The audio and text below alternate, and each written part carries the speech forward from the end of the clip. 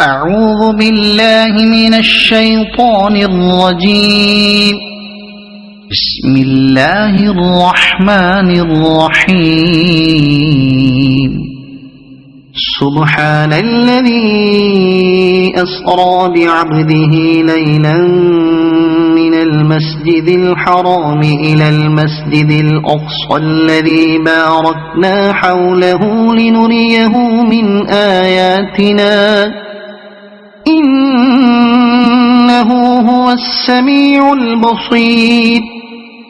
وآتينا موسى الكتاب وجعلناه هدى لبني إسرائيل ألا تتخذوا من دوني وكيلا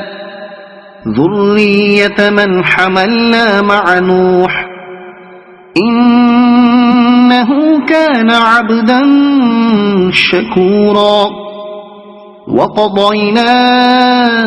إلى بني إسرائيل في الكتاب لتفسدن في الأرض مرتين ولتعلن علوا كبيرا. فإذا جاء وعد أولاهما بعثنا عليكم عبادا لنا أولي بأس شديد فجاسوا خلال الديار وكان وعدا مفعولا. ثم رددنا لكم الكرة عليهم وأمددناكم بأموال وبنين وجعلناكم أكثر نفيرا. إن أحسنتم أحسنتم لأنفسكم وإن أسأتم فلها. فإذا جاء وعد الآخرة ليسوءوا وجوهكم وليدخلوا المسجد كما دخلوه أول مرة وليتبروا ما علوا تتبيرا. عسى ربكم أن يرحمكم وإن عدتم عدنا وجعلنا جهنم للكافرين حصيرا. إن هذا القرآن يهدي للتي هي أقوم ويبشر المؤمنين الذين يعملون الصالحات أن لهم أجرا كبيرا وأن الذين لا يؤمنون بالآخرة أعتدنا لهم عذابا أليما. ويدعو الإنسان بالشر دعاءه بالخير وكان الإنسان عجولا. وجعلنا الليل والنهار آيتين فمحونا آية الليل وجعلنا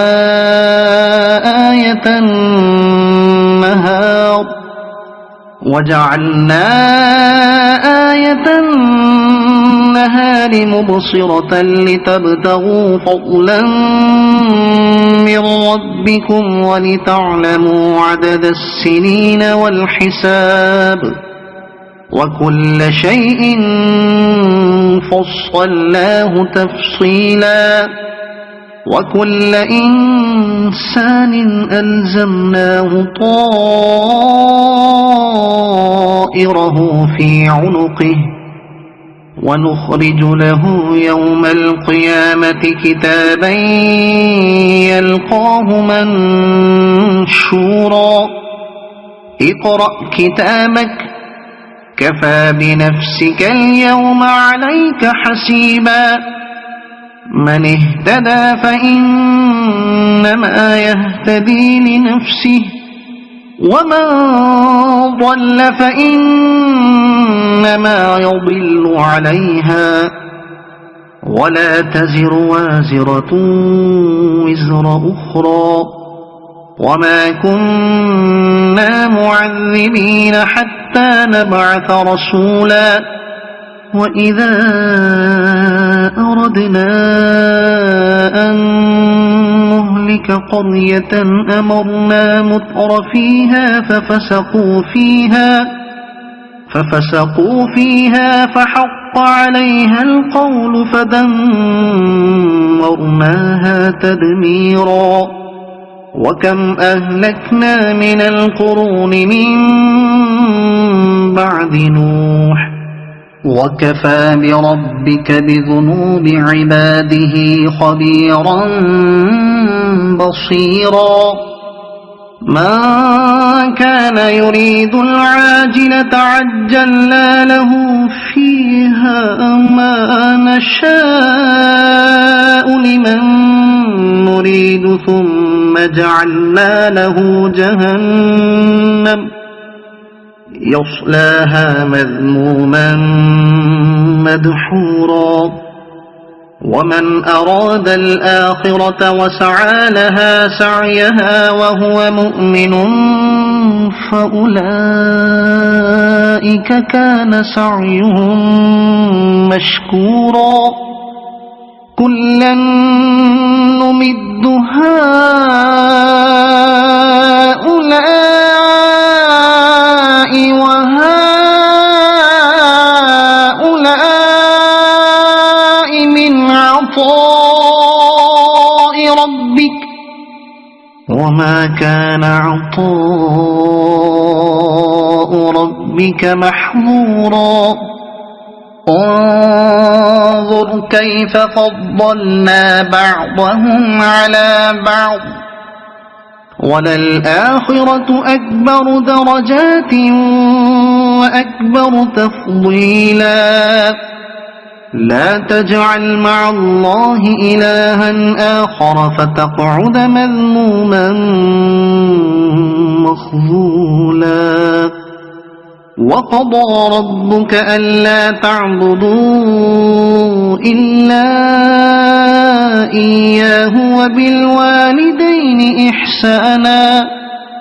إما يبلغن عندك الكبر أحدهما أو كلاهما فلا تقل لهما أف ولا تنهرهما وقل لهما قولا كريما واخفض لهما جناح الذل من الرحمة وقل رب ارحمهما كما ربياني صغيرا ربكم أعلم بما في نفوسكم إن تكونوا صالحين فإنه كان للأوابين غفورا وآت ذا القربى حقه والمسكين وابن السبيل ولا تبذر تبذيرا إن المبذرين كانوا إخوان الشياطين وكان الشيطان لربه كفورا وإما تعرضن عنهم ابتغاء رحمة من ربك ترجوها فقل لهم قولا ميسورا ولا تجعل يدك مغلولة إلى عنقك ولا تبسطها كل البسط فتقعد ملوما محسورا إن ربك يبسط الرزق لمن يشاء ويقدر إنه كان بعباده خبيرا بصيرا ولا تقتلوا أولادكم خشية إملاق نحن نرزقهم وإياكم إن قتلهم كان خطأ كبيرا ولا تقربوا الزنا إنه كان فاحشة وساء سبيلا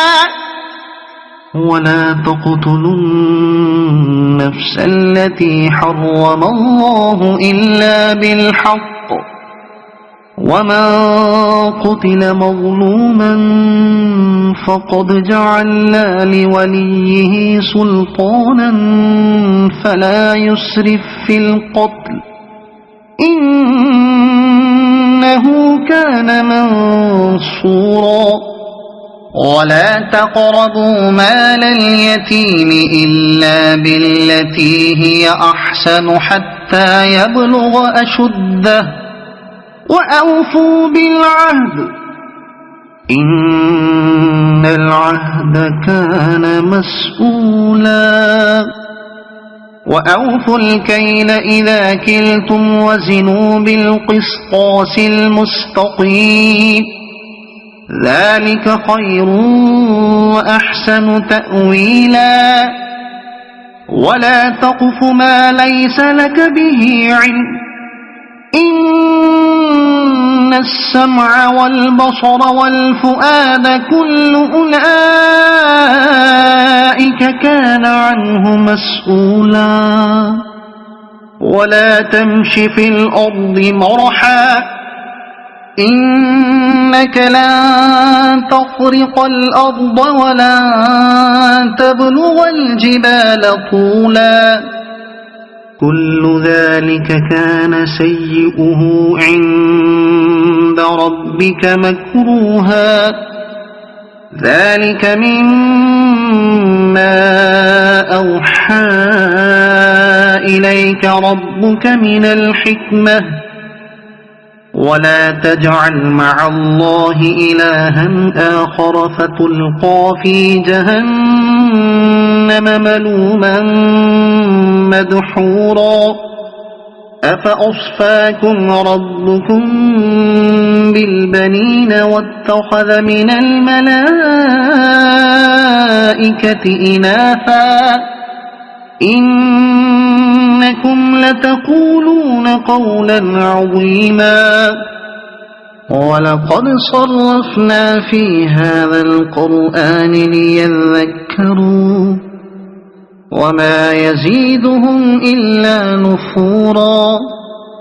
قل لو كان معه آلهة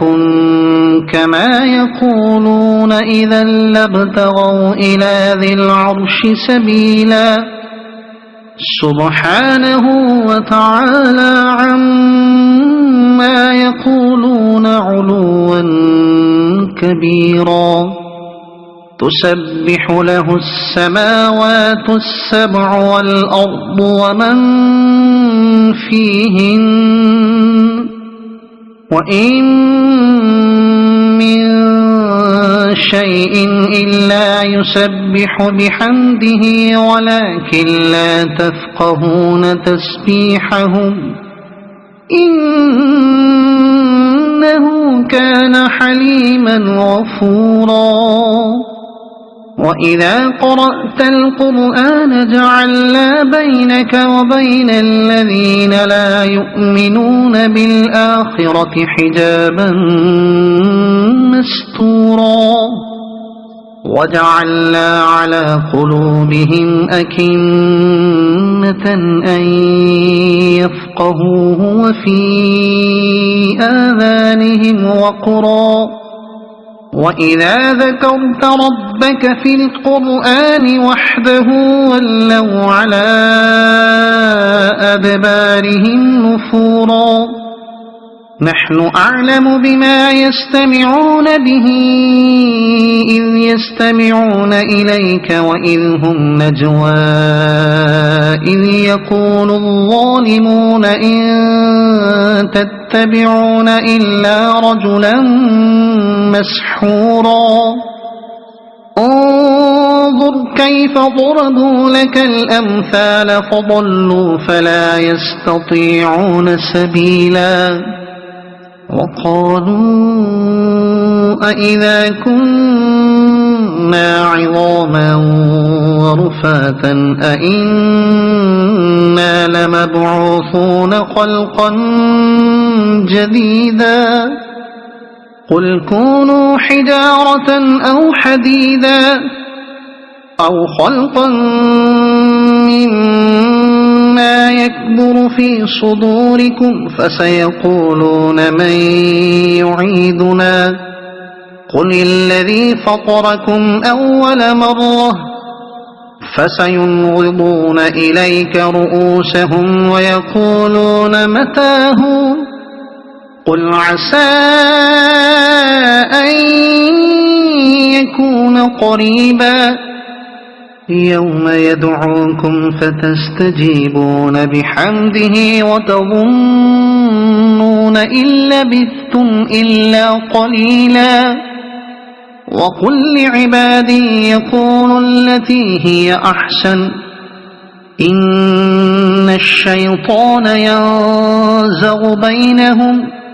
إن الشيطان كان للإنسان عدوا مبينا ربكم أعلم بكم إن يشأ يرحمكم أو إن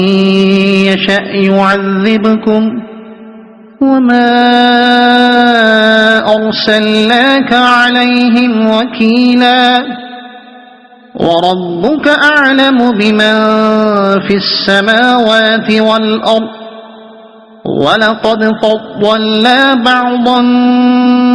النبيين على بعض وآتينا داود زبورا قل ادعوا الذين زعمتم من دونه فلا يملكون كشف الضر عنكم ولا تحويلا أولئك الذين يدعون يبتغون إلى ربهم الوسيلة أيهم أقرب ويرجون رحمته ويخافون عذابه إن عذاب ربك كان محظورا وإن من قرية إلا نحن مهلكوها قبل يوم القيامة أو معذبوها عذابا شديدا كان ذلك في الكتاب مسطورا وما منعنا أن نرسل بالآيات إلا أن كذب بها الأولون وآتينا ثمود الناقة مبصرة فظلموا بها وما نرسل بالآيات إلا تخويفا وإذ قلنا لك إن ربك أحاط بالناس وما جعلنا الرؤيا التي أريناك إلا فتنة للناس والشجرة الملعونة في القرآن ونخوفهم فما يزيدهم إلا طغيانا كبيرا وإذ قلنا للملائكة اسجدوا لآدم فسجدوا إلا إبليس قال أأسجد لمن خلقت طينا قال أرأيتك هذا الذي كرمت علي لئن أخرتني إلى يوم القيامة لأحتنكن ذريته إلا قليلا قال اذهب فمن تبعك منهم فإن جهنم جزاؤكم جزاء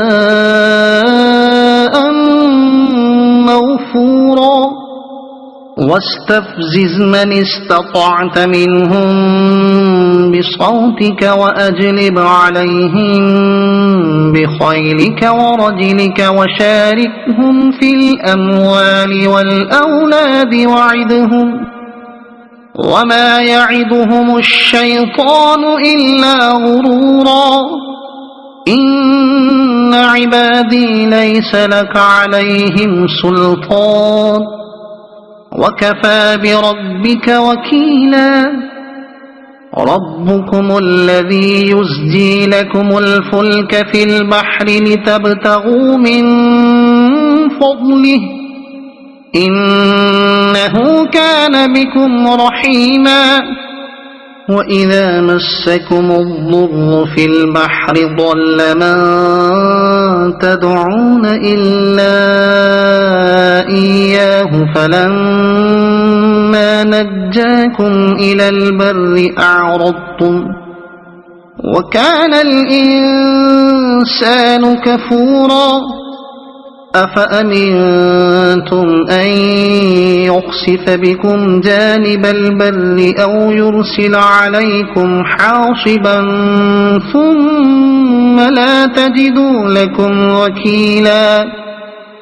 أم أمنتم أن يعيدكم فيه تارة أخرى فيرسل عليكم قاصفا من الريح فيغرقكم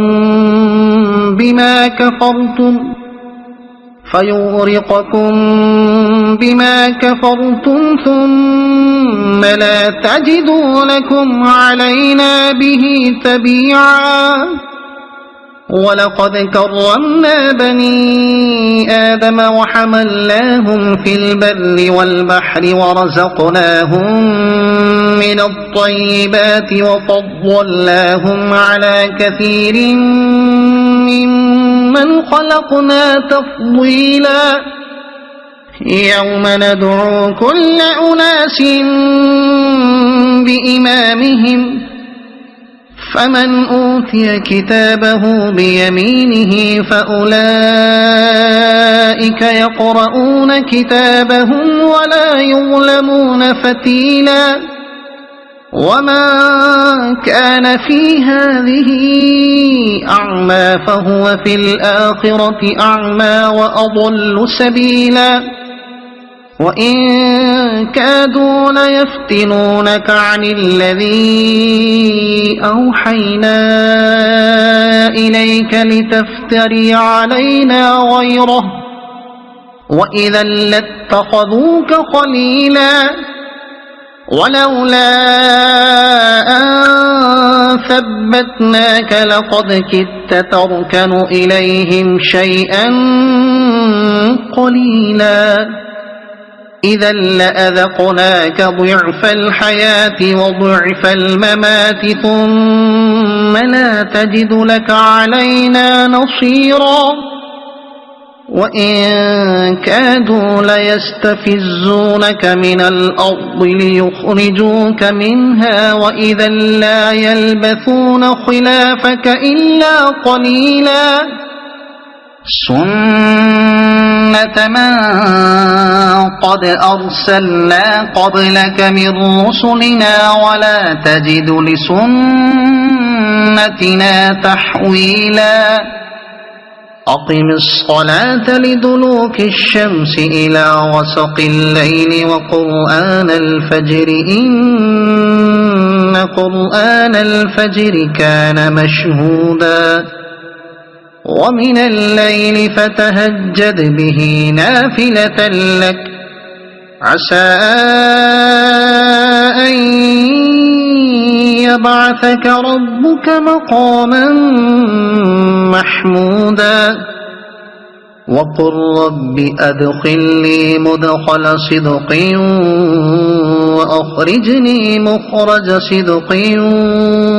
واجعلني من لدنك سلطانا نصيرا وقل جاء الحق وزهق الباطل إن الباطل كان زهوقا وننزل من القرآن ما هو شفاء ورحمة للمؤمنين ولا يزيد الظالمين إلا خسارا وإذا أنعمنا على الإنسان أعرض ونأى بجانبه وإذا مسه الشر كان يئوسا قل كل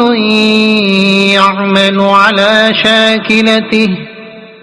فربكم أعلم بمن هو أهدى سبيلا ويسألونك عن الروح قل الروح من أمر ربي وما أوتيتم من العلم إلا قليلا ولئن شئنا لنذهبن بالذي أوحينا إليك ثم لا تجد لك به علينا وكيلا إلا رحمة من ربك إن فضله كان عليك كبيرا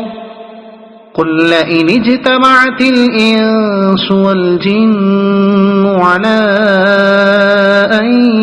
يأتوا بمثل هذا القرآن لا يأتون بمثله ولو كان بعضهم لبعض ظهيرا ولقد صرفنا للناس في هذا القرآن من كل مثل فأبى أكثر الناس إلا كفورا وقالوا لن نؤمن لك حتى تفجر لنا من الأرض ينبوعا أو تكون لك جنة من نخيل وعنب فتفجر الأنهار خلالها تفجيرا أو تسقط السماء كما زعمت علينا كسفا أو تأتي بالله والملائكة قبيلا أو يكون لك بيت من زخرف أو ترقى في السماء ولن نؤمن لرقيك حتى تنزل علينا كتابا نقرأه أو يكون لك بيت من زخرف أو ترقى في السماء ولن نؤمن لرقيك حتى تنزل علينا كتابا نقرأه قل سبحان ربي هل كنت إلا بشرا رسولا وما منع الناس أن يؤمنوا إذ جاءهم الهدى إلا أن قالوا أبعث الله بشرا رسولا قل لو كان في الأرض ملائكة يمشون مطمئنين لنزلنا عليهم من السماء ملكا رسولا قل كفى بالله شهيدا بيني وبينكم إنه كان بعباده خبيرا بصيرا ومن يهد الله فهو المهتد ومن يضلل فلن تجد لهم أولياء من دونه ونحشرهم يوم القيامة على وجوههم عميا وبكما وصما مأواهم جهنم كلما خبت زدناهم سعيرا ذلك جزاؤهم بأنهم كفروا بآياتنا وقالوا أئذا كنا عظاما ورفاتا أئنا لمبعوثون خلقا جديدا أولم يروا أن الله الذي خلق السماوات والأرض قادر على أن يخلق مثلهم وجعل لهم أجلا لا ريب فيه فأبى الظالمون إلا كفورا قل لو أنتم تملكون خزائن رحمة ربي إذا لأمسكتم خشية الإنفاق وكان الإنسان قتورا ولقد آتينا موسى 9 آيات بينات فاسأل بني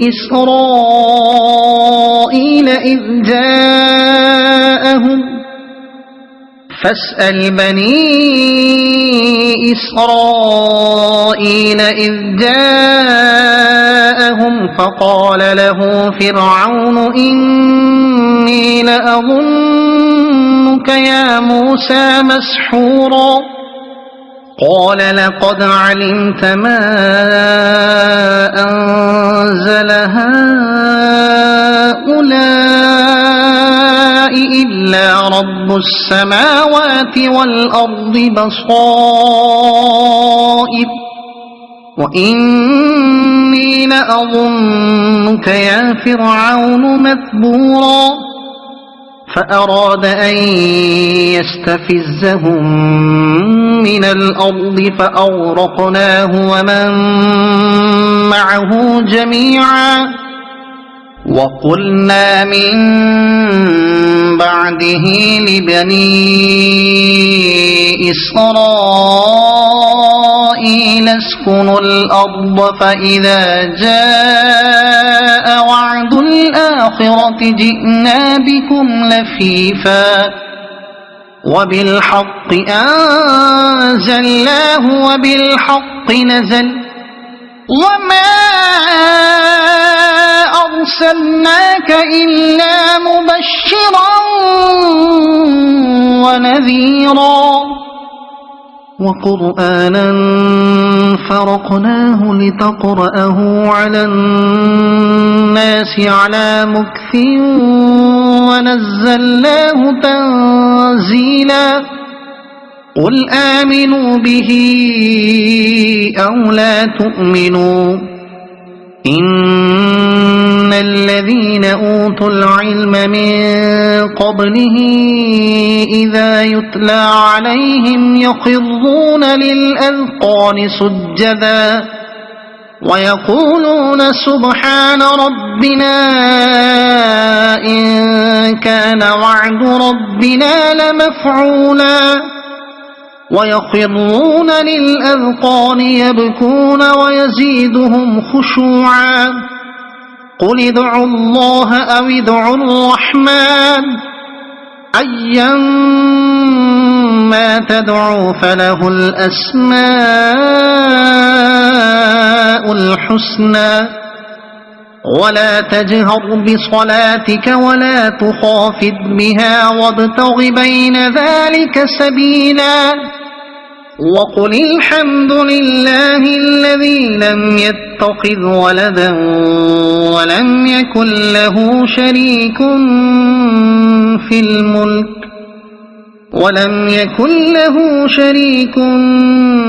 الملك ولم يكن له ولي من الذل وكبره تكبيرا صدق الله العظيم.